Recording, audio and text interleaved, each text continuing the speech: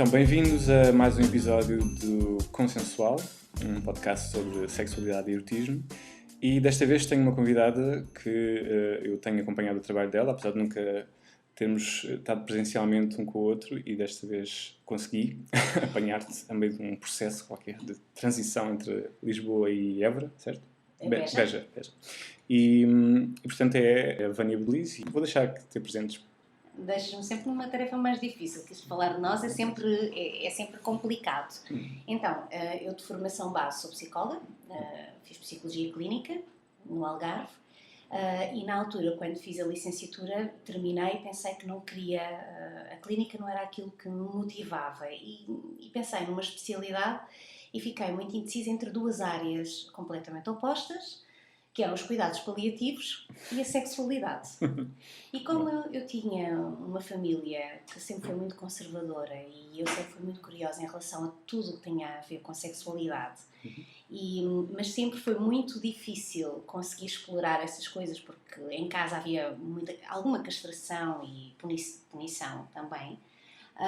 Comecei a pensar, está aqui uma forma de, se calhar, fazer um fim-capé à família e vou escolher a sexualidade, não é? Pronto. Então, na altura, fiz a inscrição no mestrado de Sexologia e, passado pouco tempo de ter começado, achei mesmo que era aquilo que eu gostava de fazer.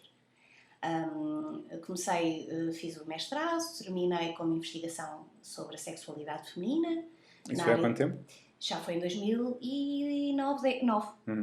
2009, sim. Sou péssima com datas e depois parece que já foi tudo há muito tempo, não é? Sim. Mas fiz um estudo sobre masturbação feminina. Eu assisti a essa defesa de tese. Foi. Não sei se te lembras. Pronto. A minha memória é realmente... Pronto. Isto nem parece que tenho 40 anos, não é? Também era não estava no meio de muita gente. Pronto. Mas foi um trabalho muito interessante. Na altura, quando escolhi o tema, o meu orientador disse-me: tens a certeza que és esse tema? Estilos de masturbação feminina e orgasmo no coito. Exato. Mas eu achei muito interessante perceber o que é que acontecia com as mulheres, não é? Era uma coisa que me criou muita curiosidade e foi muito interessante estudar, até porque depois, na altura, quando fiz o mestrado, também comecei a trabalhar com uma empresa de material erótico, não é? Das famosas reuniões de mulheres. Fui uma das caras do projeto Maleta Vermelha em Portugal. Aliás, acho que foi por aí que eu também soube do teu nome. E eu na altura gostei muito, achei o projeto muito interessante. Depois acabei por me desvincular porque deixei de me identificar com as questões e depois comecei a pensar que gostava de fazer mais alguma coisa que não fosse só sexualidade feminina. Na altura houve o convite de participar no curto-circuito e eu achei o programa deu uma oportunidade de falar de uma forma mais fácil, porque acho que eu sempre tive uma característica que as pessoas penso que gostam e que acho que é aquilo que marca para mim alguma diferença, que tem a ver com... Eu tenho um discurso muito simplista. Se calhar para os colegas da investigação talvez não seja algo positivo ou não seja tão interessante, mas eu acho que não temos que fazer todos a mesma coisa. Portanto, temos que ter colegas na investigação, temos que ter colegas na área clínica, temos que ter colegas que consigam comunicar com as pessoas, não é? Porque nós às vezes assistimos a uma comunicação que percebemos que não chega a ninguém. E ter estado no curto-circuito deu-me essa oportunidade de falar de forma simples para os jovens. E comecei a achar muito interessante receber as perguntas deles e responder e perceber o quanto isso era importante para eles e a diferença que isso fazia. E então comecei a achar, então se calhar isto dos mais novos é um caminho interessante, não é? E então surgiu a ideia de fazer um livro para as crianças. Na altura lancei o desafio à Sara Rodi, que escreveu comigo A Viagem de Peludim. Convidámos uma amiga que fez a ilustração, que é a Célia Fernandes, e escrevemos um livro infantil dirigido às famílias, porque tem também um anexozinho que as famílias podem utilizar para explorar com as crianças. Isso por acaso é um tema que eu tenho andado a abordar com várias pessoas ligadas a esta pesquisa na área da sexualidade, e que é um problema que surge muitas vezes, que é quando se fala em educação sexual para as crianças, os pais ficam muito apreensivos porque não sabem bem o que é que as crianças vão aprender, se vão aprender a ter sexo, vão aprender a masturbar-se, e acho que é uma coisa que que faz todo o sentido, que é a educação ser para a família e não só para as crianças, ou seja, os pais também estarem envolvidos naquilo que os filhos vão ouvir e vão perceber e as dúvidas que eles vão ter e, portanto, haver essa ponte entre as gerações, não é? Porque há sempre uma grande objeção em relação à educação sexual, porque é o facto das famílias dizerem que isto é um tema das famílias. E ele começa na família, não é? E a primeira coisa que nós desmistificamos é que foi aquilo que realmente disseste, é que falar sobre sexualidade não é falar sobre sexo. Eu posso não ter sexo, posso não ter atividade sexual e tenho sexualidade. Exatamente. E as pessoas confundem isto, não é? Então tem sido esse um bocadinho, essa tem sido a minha missão nos últimos anos. O ano passado lancei o último livro, dirigido desta vez sim, exclusivamente às famílias, que é o Chamar as Coisas pelos Nomes, precisamente para tentar explicar às famílias que educar para a sexualidade começa a partir do momento em que tu queres engravidas, não é? E começas a projetar coisas de género, quando escolhes a roupa, quando escolhes os brinquedos, tu já estás a fazer um condicionamento. Então, o objetivo é fazer com que as pessoas percebam o que é isto de falar de sexualidade. Claro que sabemos que continua a ser um tema complicado, não é? E por causa disso, porque também acho que gosto de obstáculos, mas também de tentar ultrapassar os obstáculos, iniciei o doutoramento em educação, precisamente para investigar as concepções dos educadores de infância, das famílias e das crianças em idade pré-escolar. Portanto, neste momento é uma investigação que está a decorrer e que o objetivo é tentar perceber realmente o que é que as famílias pensam da sexualidade infantil, também com o objetivo de criar algumas orientações futuras para o trabalho com os mais novos. Porque muitas das vezes, Rui, e tu sabes que também trabalhas nestas áreas, quando tu trabalhas com jovens, há muita coisa que já vem da infância, não é? Sim.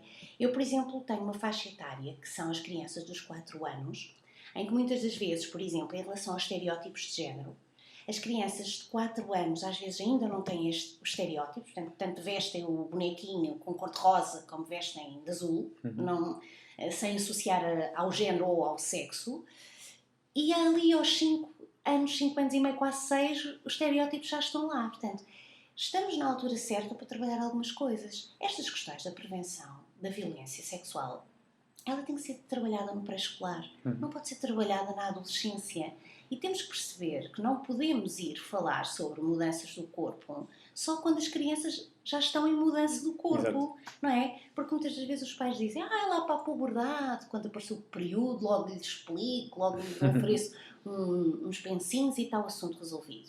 E o resto? E a construção da minha identidade? Sim. E fazer um acompanhamento adequado sobre o meu crescimento. Onde é que isso fica? Sim, não deixar à conta da surpresa, não deixar à conta do acaso e poder também preparar esse discurso, porque uma coisa é nós chamarmos a criança à parte e dizer agora vamos ter uma conversa, outra coisa é irmos falando sobre os temas e integrando os temas no diálogo normal, né?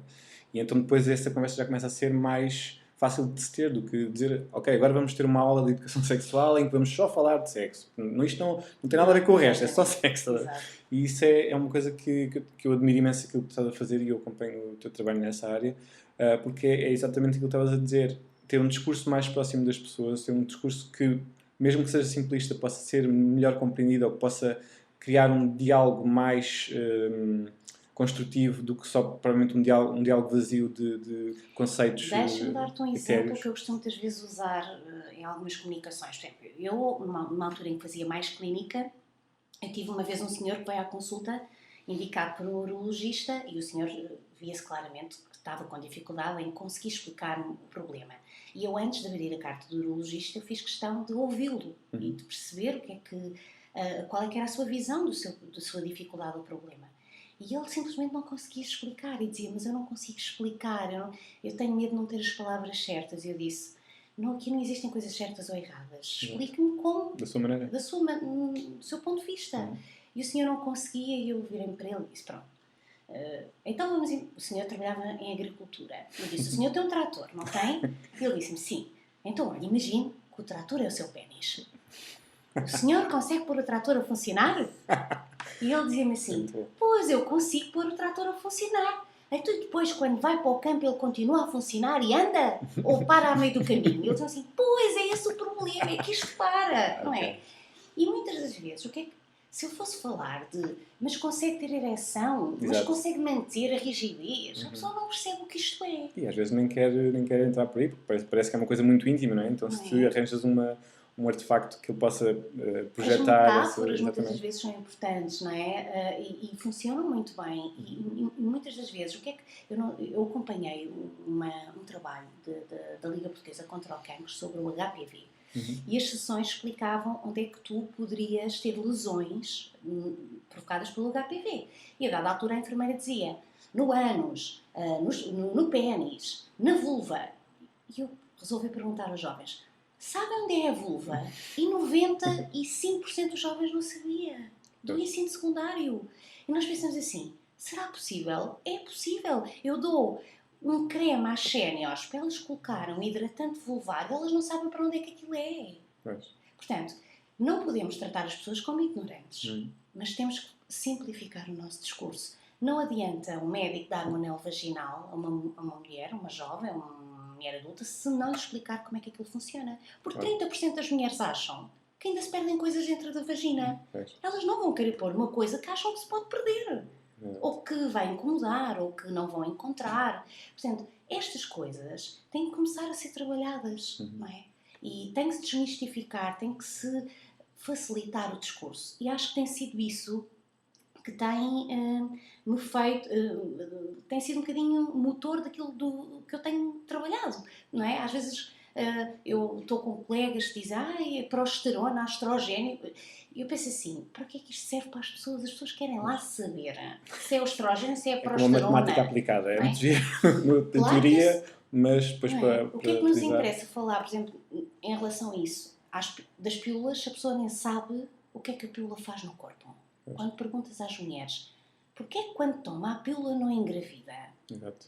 E elas não sabem. Não te perguntei, e há uma que me disse, e tive uma resposta fantástica que foi, então, porque a pílula rebenta com os óvulos.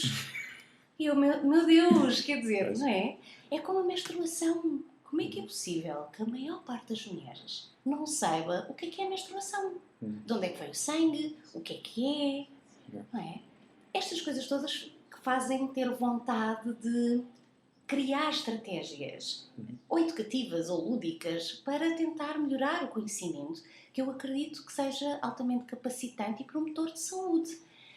Depois, no meio disto tudo, não é? E porque gosto muito de conhecer o trabalho de outras pessoas, estou sempre em contacto com outros projetos para tentar conhecer, não é? E isso acho que é muito importante, porque nós também não fazemos nada sozinhos e o nosso conhecimento constrói-se também conhecendo o que existe no Sim, sem dúvida. E conheci um projeto, por exemplo, muito interessante, um grupo de jovens na Guiné que falavam no meio das tabancas para jovens sobre direitos sexuais e reprodutivos. E eu fiquei tão fascinada com aquilo que me lembro que escrevi uma mensagem no Facebook e pensei, é desta que eu vou à África, não é? Isto para introduzir porque é que ultimamente estou ligada à África. Exato. Precisamente porque nestes territórios onde existe uma grande violação do direito das pessoas, não é? Onde não existem direitos sexuais e reprodutivos, onde existe muita violência, onde existe muito desconhecimento, urge realmente implementar alguns programas de educação para a saúde. Então é tentar levar um bocadinho daquilo que nós já fazemos aqui para territórios onde ainda há tudo por fazer, não é? E aí tem sido muito gratificante ver a reação das pessoas, perceber que mudas a vida das pessoas, porque melhoras a sua capacidade, por exemplo, no caso das mulheres, de controlarem a sua fertilidade, perceberem o seu corpo, saberem como evitar a gravidez, saber como manter uma higiene adequada durante o período menstrual. Portanto, todas estas coisas que fazem pensar que há tanto por fazer e que motivam a teres coragem para andar a pedir coisas às pessoas e apoios e criar materiais novos. Portanto, acho que a área da educação tem sido esta que me tem apaixonado, ela não se esgota, porque há tanta coisa por fazer, não é? e há públicos tão variados. Sim, e agora tens acesso a muito mais informação, cada vez mais, não é? E as pessoas às vezes nem sequer estão preparadas para assimilar tudo o que lhes é, o que chega Sim. até ao seu conhecimento, não é? E então poder haver esse guia, ou pelo menos um ponto de um checkpoint de poderes perguntar, ter as tuas dúvidas respondidas por alguém que está a tentar comunicar contigo e não por uma publicação qualquer numa rede social, num jornal, ou que não comunica contigo, ou seja, informa-te, mas não comunica contigo. E eu acho que isso é muito, muito relevante e tenho curiosidade em saber também qual é o feedback que tu tens tido das ações que tens feito nas escolas e mesmo na televisão quando vais falar sobre o assunto, que tens tido boa aceitação dos pais, das crianças. Olha, eu posso dizer-te que eu nunca tive nenhum problema, no sentido de ter alguma queixa. Eu tento ser muito cuidadosa porque assim, né, nestas áreas nós também temos que respeitar coisas muito importantes, não é?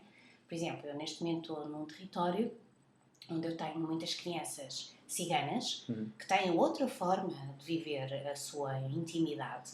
E uma coisa é... e tu tens que respeitar também outras culturas, desde que isso não vá contra os direitos dessas pessoas, não é?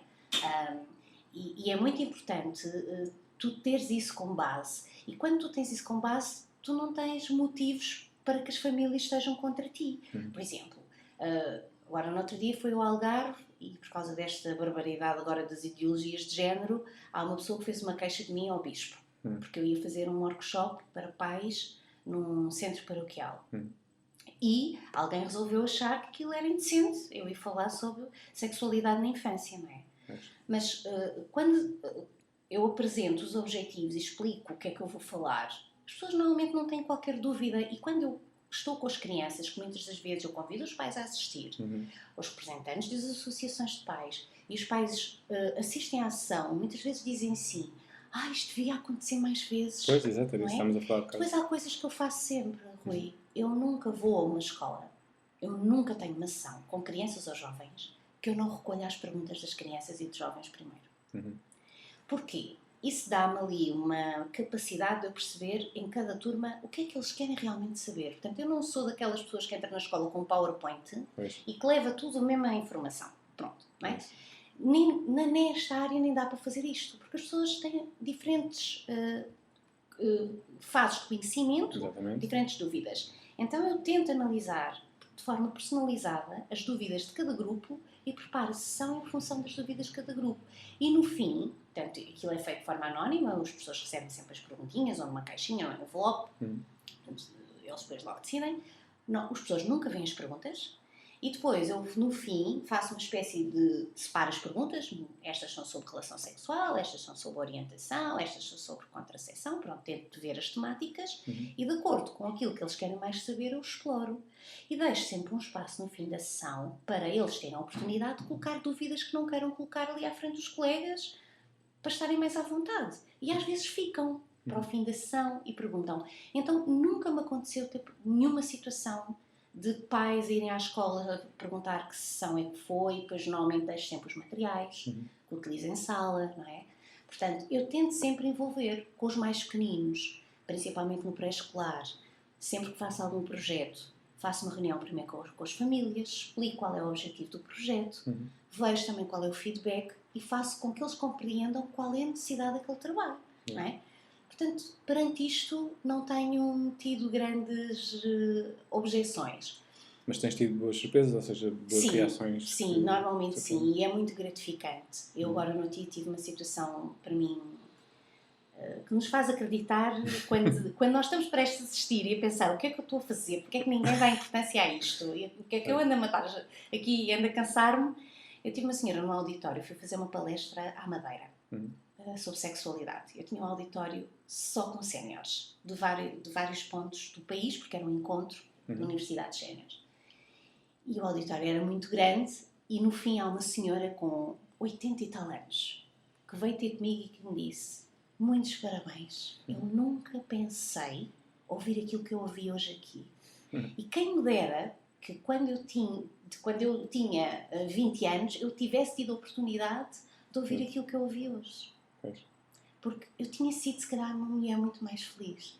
E ter tido, por exemplo, pessoas que no fim vieram dizer: sabe que eu nunca tive prazer, porque o sexo com o meu marido foi sempre uma obrigação. E eu hoje percebi que essa obrigação era violência. Não é?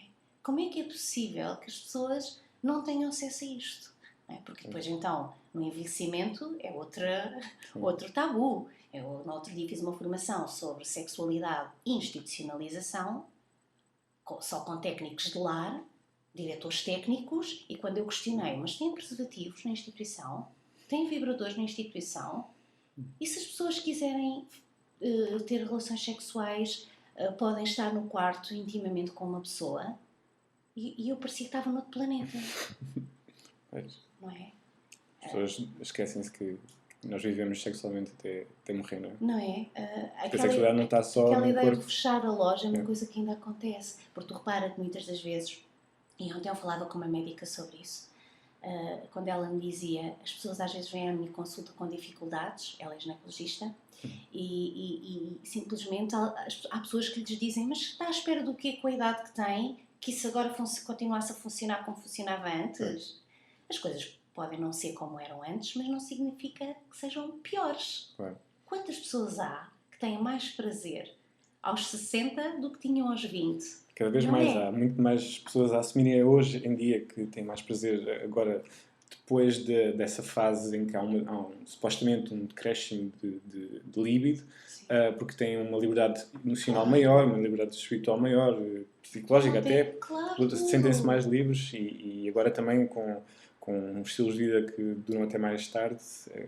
Eu tenho um exemplo na família que é mesmo, descobriu a sexualidade. Sabes que eu às vezes dou comigo, por exemplo, porque vivo numa zona do interior, e às vezes eles dizem-me assim, encontro uma senhora na rua: ai, doutora Vânia, se me arranjasse assim uma coisinha daquelas que vibra, sabe?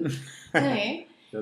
Eu fiz uma palestra muito engraçada em que se sentaram 4 ou 5 pessoas e eu pensei assim, mas estava assim muitas mulheres, mas ninguém se queria sentar. Elas foram-se aproximando.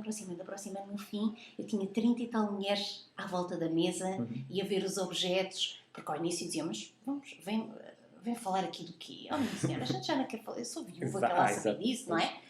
No fim, eu tive uma senhora que me disse uma coisa também maravilhosa, que foi: olha, sabe, eu se calhar se comprasse um cremezinho desses que falou e fizesse essa estimulação como falou, eu se calhar da próxima vez eu conseguia ir ao ginecologista e ser observada, porque já fiz 2 ou 3 tentativas e a médica já me disse: olha, dona não sei o quê, não vale a pena cá vir, que isso já está tão fechado que já não é preciso. E isso, quando é ouvido de profissionais, é muito mais difícil depois as pessoas dizerem: não, mas afinal ele pode estar enganado. Claro, Rui, mas o grande problema é que os nossos profissionais de saúde também não têm informação nesta área. Não é? Não têm. Não conhecem o que existe de preservativos, não conhecem o que é que existe de material, não sabem também como poder ajudar. Não é? Eles não têm formação. Da mesma forma que quem educa, os professores também não têm qualquer formação em educação sexual, os da saúde também não têm. Tu continuas a ter o mesmo discurso no planeamento familiar que tinhas há 20 anos. Que é uma senhora enfermeira do planeamento familiar que abre uma mala com uma panóplia de coisas contraceptivas, não é? Falando das hormonas e do que é que cada coisa tem, levas ali uma seca descomunal, não é? Vais saber desde o DIU ao implante, aquilo tudo, e sais de lá sem saber exatamente, se calhar, o mais importante que é o que é que acontece no teu corpo quando tu fazes contracepção, não é? Fazes 2 ou 3 perguntas à saída aos alunos e percebes que eles não perceberam nada daquilo. E isso também foi uma das causas que está a criar algum... Eu, por exemplo, eu deparo-me com muitas pessoas que andam a deixar de tomar a pílula porque há muita informação sobre as contraindicações da pílula, portanto, há muitas pessoas que têm esse medo, então escolhem deixar de usar esse contraceptivo e é mesmo porque não se fala das causas que isso tem, ou dos prós e dos contras, não é? A ginecologia natural é uma área muito interessante que muitas mulheres têm procurado. E eu acho que existem algumas orientações dentro da ginecologia natural que são muito interessantes, mas é preciso que a mulher tenha um grande conhecimento do seu corpo. Exatamente. E que seja adulta, que tenha capacidade para tomar decisões caso aconteça alguma coisa. Portanto, é difícil falarmos às jovens de ginecologia natural, não é? Podemos fazer isso em ambientes como países como aqueles que eu tenho visitado, em que as mulheres não têm acesso à contracepção. E tu tens que valorizar os métodos naturais. Médica, e, portanto, e tu tens que ajudar a que as mulheres percebam, melhorar os métodos naturais, porque elas não têm acesso a outra coisa. Exato. Agora, as mulheres devem ter a capacidade de decidir se querem ou não fazer uma contracepção, mas elas têm que perceber os prós e os contras de tudo. Tudo está inerente a isso. Agora, que realmente temos muitas mulheres que optaram pela ginecologia natural com muito bons resultados, mas têm que ser mulheres que estão preparadas para conhecer muito bem o seu corpo. Exato. Que é uma coisa que hoje em dia a maior parte das mulheres não está. Uma mulher que faz uma pílula desde o momento em que teve a primeira menstruação, não é? Então ela nunca vai conhecer o seu muco, ela nunca vai conhecer as suas alterações do corpo, não é? Porque ela não ovula. Exato. Não é? Se ela não ovula, ela não está num processo que não é natural.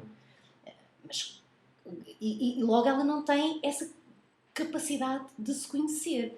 Portanto, porque ainda é uma coisa que acontece com muita frequência, tem a menstruação, a preocupação das mães é tentar logo que, se ela já tem ali a idade, supostamente, dos pais acharem que pode ter um namorado ou alguém que possa engravidar, vá de pílula, não é? Tu tens tantas miúdas novinhas a fazer pílula. Só com o medo que os pais têm da gravidez, quando deviam preocupar-se com outras coisas. Já coisas tão preocupantes, a violência no namoro, que também está dentro da sexualidade. Aquilo que eu acho há bocadinho da ideologia de género que entrou num léxico que ninguém sabe porquê, né? Que é um... Como é que tu hoje em dia, em vez de falar de identidade de género, fala-se de ideologia. Então, como é que tu em 2019 paralelos. não respeitas que uma pessoa possa ter uma orientação sexual diferente da tua? Como é que não se respeita isto? Não é? Eu digo muitas vezes na escola, mas se tu respeitas o teu colega que é do Porto e do Benfica, porquê que tu não respeitas o teu colega que gosta de uma pessoa do mesmo sexo? Sim, que ainda por cima não interfere em nada com a tua vida. Só interfere com a dele. Claro, porque é que as pessoas se opõem a coisas que só faz parte da esfera íntima dos outros? Porque a identidade de cada um. E sim, isso é um debate que é mesmo só... Olha, nem sei o que é que dizer. É difícil porque vejo as pessoas a usarem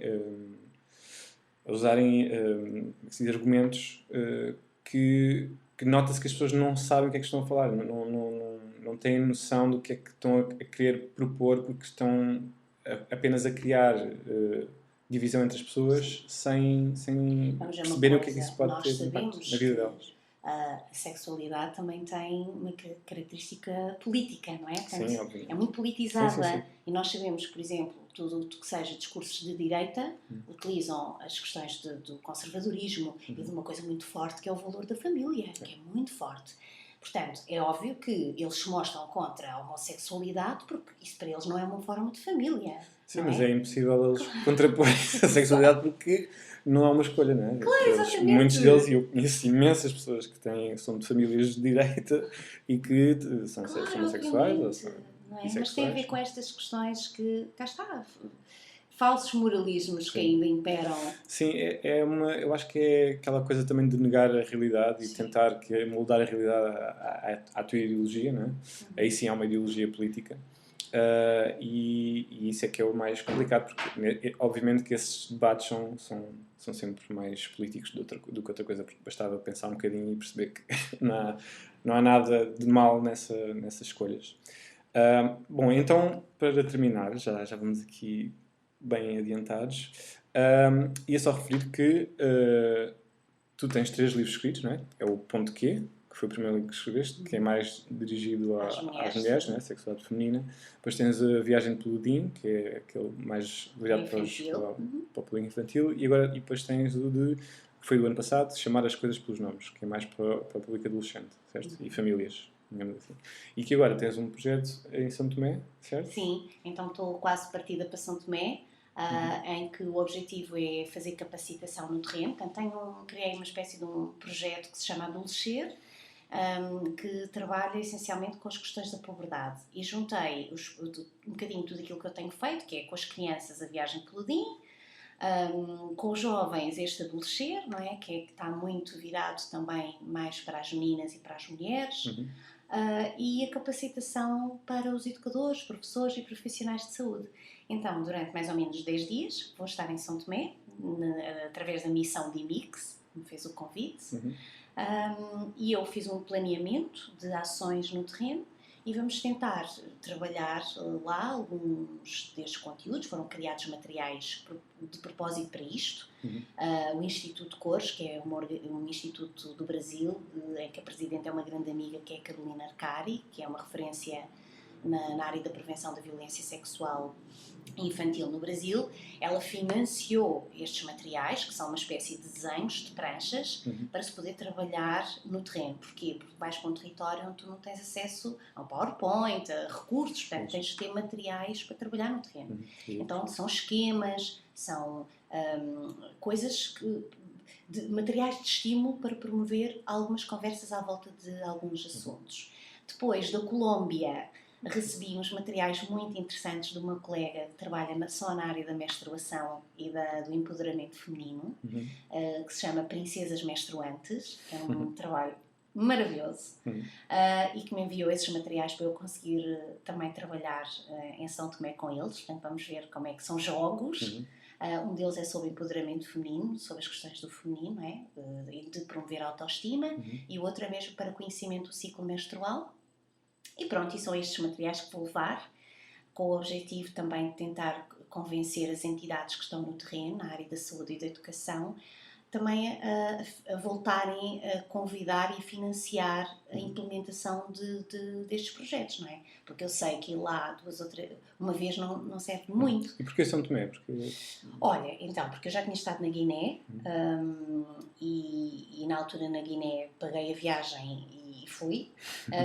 E agora em São Tomé eu tinha conhecido a Sónia, que é a presidente da missão de IMIX. Achei o projeto dela maravilhoso, porque ela trabalha, portanto, com a ocupação das crianças através das artes. E depois ela tinha recebido lá o ano passado uma colega de psicologia para trabalhar as questões das emoções, que é a Maria Palha.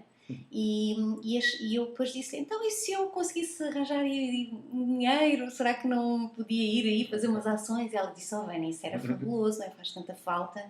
Então ela fez umas reuniões, acharam muito interessante, não é? Não conseguimos assim, de parte das instituições, grande apoio, mas como temos também muitos amigos, tem sido possível concretizar. Pois a minha questão era nesse sentido, se as instituições se tinham apoiado. Não, as instituições por enquanto não apoiaram, até porque tu tens nestas áreas, tu tens muito que mostrar o que é que fazes, para depois as pessoas também perceberem a importância disto. Sim, e é assim, Rui, se nós aqui não valorizamos a educação sexual, imagina países como aqueles países onde as pessoas precisam de coisas tão básicas, não é? Portanto, temos que mostrar para o que é que isto serve. E penso que agora, depois dos resultados que formos ter lá, que já será possível no futuro, principalmente o que eu gostava de conseguir fazer era chegar às universidades e poder dar algumas aulas de preparação de professores, de pessoal de enfermagem, para trabalhar no terreno. Portanto, a área da capacitação é a área que me tem motivado mais. Porque enquanto tu não preparas pessoas para trabalhar no terreno, tu não vais... Já porque eu não consigo fazer sozinha. Então, o objetivo é isso. É partilhar conhecimento, aprender também com as pessoas que estão no terreno, outras formas de trabalhar, também para melhorar as nossas práticas, mas, acima de tudo, estimular a que este trabalho seja feito por mais pessoas. Bom. E depois em novembro vamos estar juntos, não é? Pois é, vamos estar juntos num encontro em Beja, que é um Festival das Marias, que vai ter a sua primeira edição. É um festival, acima de tudo, feminista. Quais são as datas? Acho que é de 20 a 30. Sim, e já são muitas datas, porque em novembro vai acontecer muita coisa. No final do ano vai ser muito intenso. E vamos levar-te a Beja para falar da questão do erotismo, não é? Que acho que é muito importante, para ver se as pessoas começam também a perceber a importância destas coisas. Sim. Porque é aquilo que eu estava a dizer, a sexualidade não é só o corpo, não é só o físico, e acho que é muito importante também estimular as fantasias e puxar um bocadinho pelo lado artístico da sexualidade, para criar novos universos e novos discursos. Por isso eu lá te espero no Alentejo. Terei todo o prazer. Pronto, então, muito obrigado por teres aceito este convite. E foi um prazer falar contigo. Espero que a gente se vá ver mais vezes a partir de agora. Eu prometo mandar-te umas mensagens de São Tomé. Exato, boa. E espero que tenhas muito sucesso no que vais fazer. E obrigado a quem ouviu.